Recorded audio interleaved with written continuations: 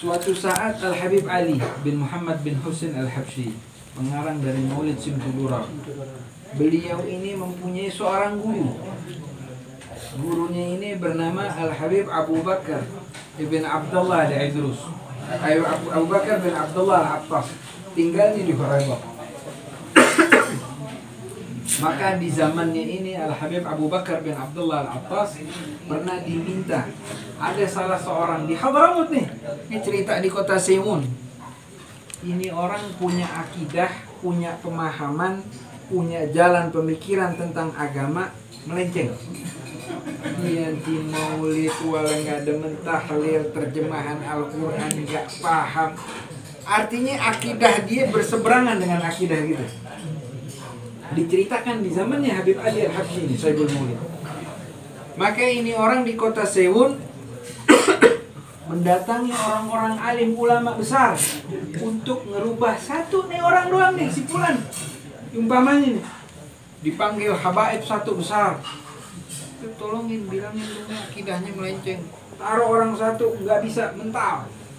Panggil 2, 3, 4, semuanya mental. Karena apa, ini orang akidahnya melenceng. Sampai ini orang manggil ulama besar dari kota Sewun, ya. Dan ulama besar di kota Sewun ini merujuk kepada Al-Habib Abu Bakar ibn Abdullah al-Attas, gurunya Habib Ali Habsyi, Sahibul Maulid. Kota Sewun itu. Maka dia bilang, ya Habib, kita ini minta tolong. Tolong antum genahin, ada orang punya akidah melenceng. Akidahnya nggak benar. Dia punya jalan pemikiran nggak sesuai dengan jalurnya kita punya aslaf. Gimana Habib? Kita minta tolong. Tolong genahin ini orang, benerin katanya. Bayangin ini orang. Apa katanya Habib Abu Bakar? Ente ahli Sewun. Ibaratnya ente ini orang Bogor, ente yang tahu Bogor. Kenapa ente minta sama orang Tangerang? Ente orang ahli Bogor, ente sahibul baitnya. Selesai. Kita nggak ada yang kuat, kita panggilin ulama, orang-orang besar buat ngebimbing dia. Tapi nyatanya ini ulama kita datengin 1, 2, 3 orang, bukannya benar, malah ini ulama yang bisa kejerumus sama pemikirannya dia. Kebayang nggak tuh? Akidah satu orang yang nggak benar bisa menjerumuskan orang-orang yang lainnya di satu kampung aja. Sampai wali min awliya lillah Al-Habib Abu Bakar, guru dari Habib Ali Habsyi ini, dikata, ya khair, besok anda pindah, besok anda datang ke kota ente, anda pengen tahu tuh Fulan nanti ke rumahnya. Bayangin, ulama datang 10 orang dipanggil, 10-10-nya mental. Bukannya ngebenerin dan membimbing, malah ini ulama takutnya terpengaruh dengan akidahnya dia. Sampai ini aulia lillah, orang besar, makamnya tinggi, wali min aulia lillah, datang ke ini orang, Habib Abu Bakar. Datang ke rumahnya, diketok. Habib Abu Bakar diantar menuju tempatnya ini orang. Ketika diketok sama Habib Abu Bakar, Assalamualaikum. Ini orang ada di dalam rumah, dijawab, Waalaikumsalam. Man kita ambil bed. Katanya, Ana man? Ana Abu Bakar, katanya. Al-Attas. Begitu ini orang buka pintunya dan dia melihat wajahnya Habib Abu Bakar, apa yang reaksinya ini orang? Dia ambil kopiahnya, dia teriak, La ilaha illallah, astaghfirullahaladzim. Diambil ridanya, dipukul sampai dia ke bawah. Dikata sama Habib Abu Bakar, kenapa antum ini? Dia bilang, ya Habib, aneh ini punya akidah udah melenceng. Aneh punya pemahaman aneh ini keliru. Aneh punya pengertian aneh di dalam agama ini, jalan aneh ini salah. Aneh tobat sama Allah, aneh minta maaf, aneh takut sama Allah, sekarang aneh punya jalan salah. Cuman melihat satu pandangan dari wali Allah, pandangannya Habib Abu Bakar, diangkat sama Habib Abu Bakar, gurunya Habib Ali Habsyi. Makanya dibilang apa ya? Nadarah bi'ainil gudbi tuhyil qulub. Maksudnya satu pandangan sorotan seorang waliullah itu dapat menghidupkan hati yang mati. Kita orang yang gak baik, penuh maksiat, kehidupan bejat, banyak melakukan yang haram, duduk dan bertemu seorang waliullah itu dapat menghidupkan hati yang mati. Satu sorotan. Mungkin kata Habib Ali apa? Nazarah bi ainil gudbi tuhyi.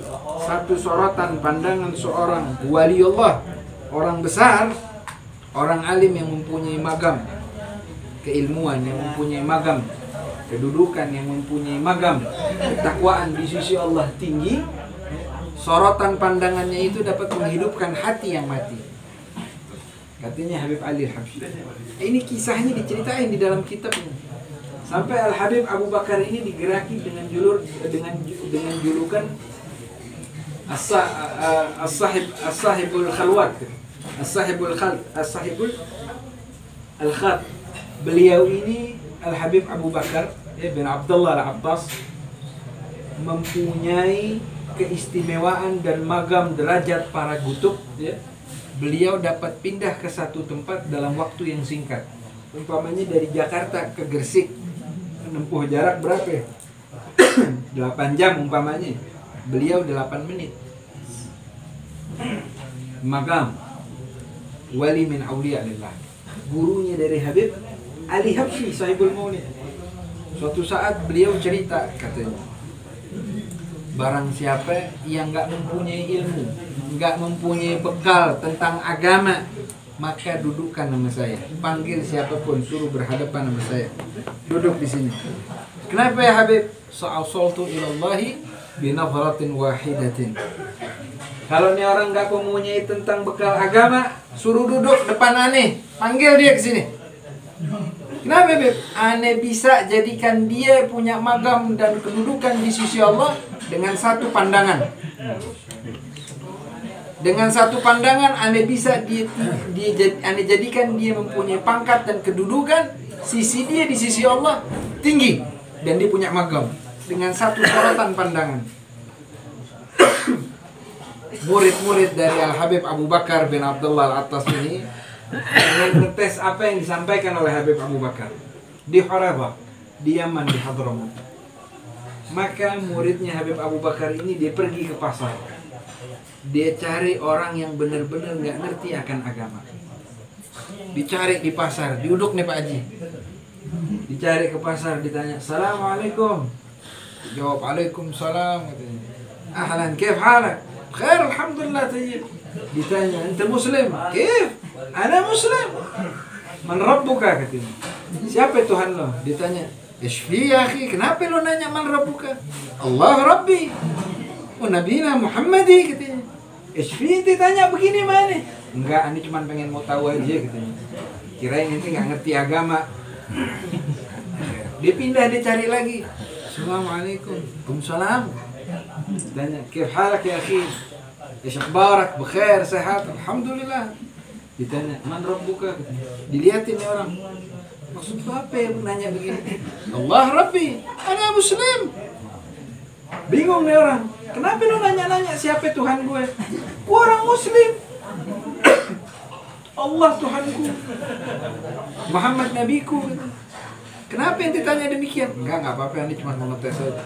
Dia cari ke pedalaman, dia nemu satu orang lagi ngebalak kambing.